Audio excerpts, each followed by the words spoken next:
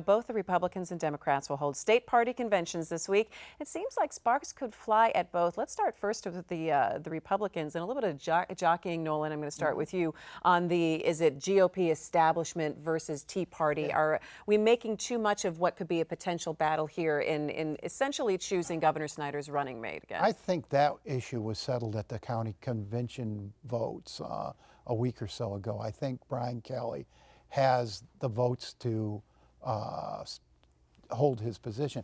What worrisome for Republicans is how much of a stink and how much of a raucous the Tea Party folks are going to make, and how embarrassing is that going to be, and distracting that's going to be for the governor at a time when he's kicking off his campaign. But you know, there's the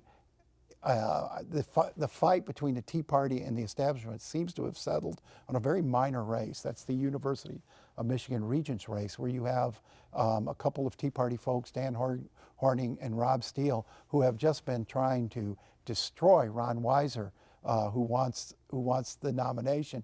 And Weiser's a guy who's raised tens of millions of dollars for the Republicans, orchestrated their 2010 sweep in Michigan, and you know, now they're treating him as if he just walked in the door. It's a little inside baseball for us, Nolan. Thank you. But I think it's interesting, Nancy. Are people watching this convention this weekend, especially for the Republicans, to see how this party comes together, or if there will still be these two sides? Is the average person watching that? I don't think so. Are political operatives watching it? Absolutely. I think, some folks on the GOP side have denied that there's a civil war in the party.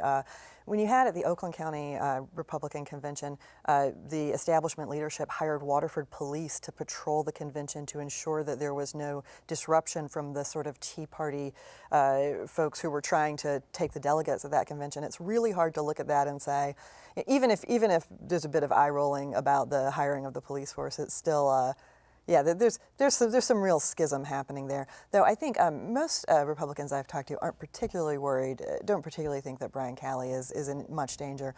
One pretty knowledgeable guy I talked to said, "I feel like if I should be worried, I would be worried." But it's still a real interesting dynamic that what they really want to do, the Tea Party folks, is get at Governor Snyder, but they can't, so they're trying to knock out his choice of lieutenant governor, who seems to be more conservative than the governor, though folks on the Democratic side of the aisle are probably guffawing about Governor Snyder being too liberal. But it's a real, it's very inside baseball, and I think, yes, that folks who work in campaigns are going to be watching this, because the Democrats are going to want to make a lot of hay of whatever happens. But all right, let's talk about the Democrats a little bit, Nolan. Things seem like there could be a little bit of waves here, but at the Supreme Court race level. Yeah, and at another really race you don't often pay attention to. But we should, though, because again, of course, it's the one of the Supreme most Court. important offices in the state, but it's probably 60–70% of folks actually vote at that part of the ballot. But anyway, there's two open seats. There's 3 seats up for grabs and 1 open seat. Democrats have settled on Rick Bernstein of the Call Sam family. The other seat, in the other race, they've got Deb Thomas from the Circuit Court, but there was that 3rd seat that they were looking for a candidate for, and the trial lawyers recruited Bill Murphy from West Michigan, from the Court of Appeals. Got Shower to sign off on it, got Lon Johnson to sign off on it.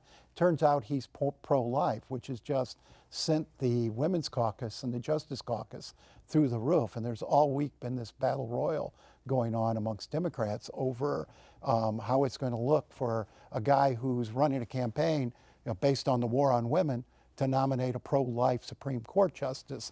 It would seem like the Supreme Court would be where that position matters the most. Nance? Oops. I mean, yeah. What do you say about that?